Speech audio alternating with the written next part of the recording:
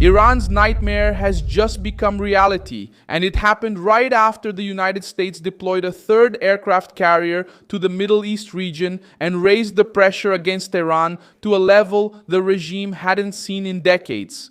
This Saturday, April 25, 2026, the arrival of the USS George A.W. Bush in the Indian Ocean raises the stakes of the crisis. It joins the USS Abraham Lincoln and the USS Gerald R. Ford, forming three carrier strike groups within the area of U.S. Central Command. The Central Command itself recorded the George A.W. Bush sailing in the Indian Ocean on April 23, 2026. This is not a routine move.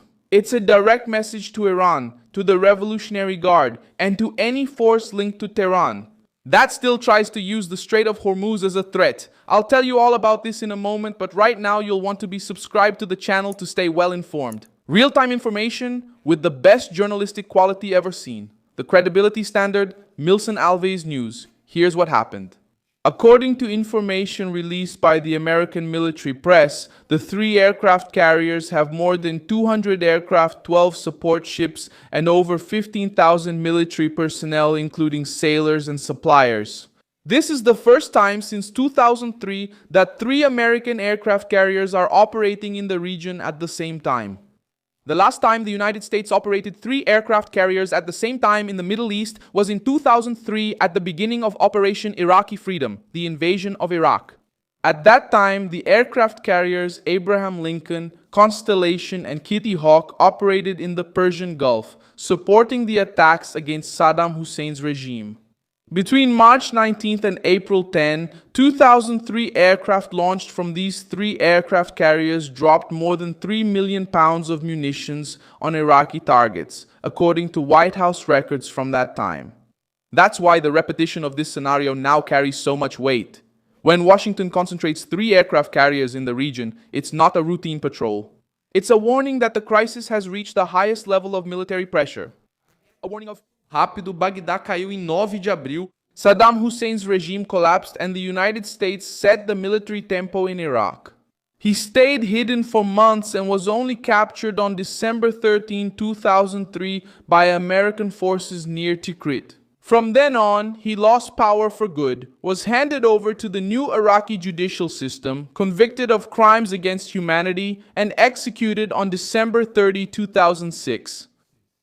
In other words, when Washington concentrated three aircraft carriers at that time, the pressure was not just a threat. It ended with the complete fall of the Iraqi regime and with Saddam going from being in command to becoming a prisoner. In practice, Washington is saying that the naval blockade is not just talk.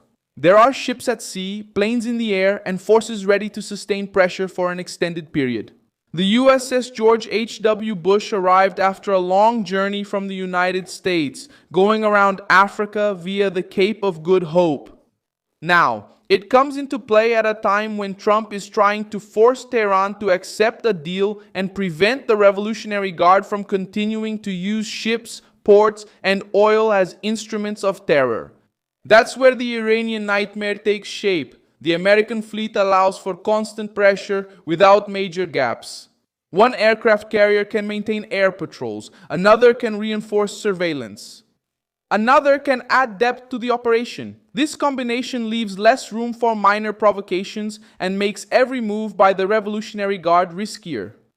If Iran tries to block routes, it may face an immediate response. If it backs down, it shows weakness. If it bluffs, it may be exposed. Secretary of Defense Pete Hegseth stated that the American blockade is growing and that 34 ships have already been redirected in operations related to pressure against vessels associated with Iran. According to a Wall Street Journal report, Hegseth said that the operation targets ships linked to Iran in international waters and that the decision to ease the pressure is up to President Trump. The arrival of the USS George H.W. Bush also reinforces negotiation through force. Trump wants Iran to accept a deal more favorable to the United States. At the same time, he maintains military pressure as a warning. According to the Washington Post, the aircraft carrier arrived in waters near Iran while Trump was demanding progress in talks with Tehran and keeping open the possibility of resuming military actions if he deems it necessary.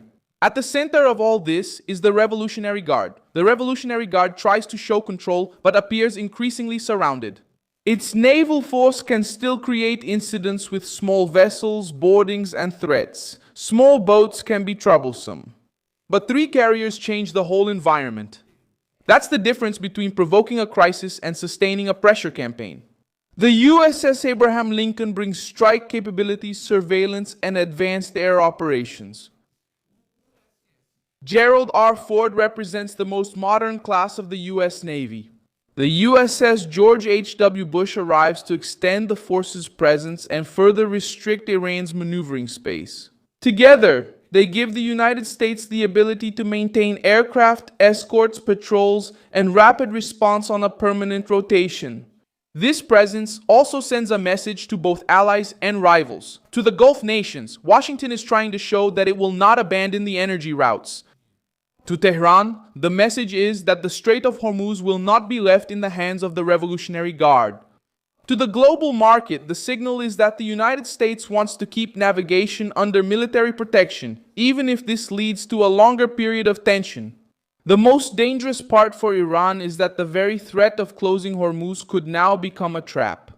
For years, the regime used this phrase as a psychological weapon. Now, faced with three aircraft carriers, it needs to prove whether it can actually do this or if it was just trying to scare the world. If it tries to close it, it directly challenges a much superior force. If it doesn't try, its threat has limits. That's why the arrival of the third aircraft carrier is considered the worst-case scenario for Tehran. The regime loses the advantage of mystery. Before, it could threaten, move boats, and bet on uncertainty. Now, every move takes place under a much larger American military presence, with surveillance, air power, and ships ready to sustain the blockade. The Revolutionary Guard is exposed, a lot of noise, little room for maneuver. The crisis also shows that Trump wants to negotiate, but he doesn't want to negotiate on his knees. The fleet serves that purpose. It adds leverage before any talks. If Iran accepts tougher terms, Washington says the pressure worked. If Iran resists, the United States already has forces in position. Either way, Tehran is under pressure. International news reports that the USS George H.W. Bush arrived amid a fragile truce and a blockade that has already redirected dozens of vessels. Al Jazeera also reported that the three American aircraft carriers are in the Middle East for the first time in 23 years amid the escalation with Iran. In the end, the main fact is simple. The third aircraft carrier arrived, the blockade became stronger, and Iran has less room to bluff. Tehran's nightmare is not just seeing American ships on the horizon. It's realizing that the pressure now targets oil, money, prestige, and the regime's aggressive control. If the Revolutionary Guard advances, it will pay a high price. If it retreats, it reveals the fracture. And if it tries to buy time, the United States has already made it clear that they are prepared to wait with force at sea for as long as it takes. Like this video, subscribe, and check the comments at the end to stay engaged with the Milson Alves news community.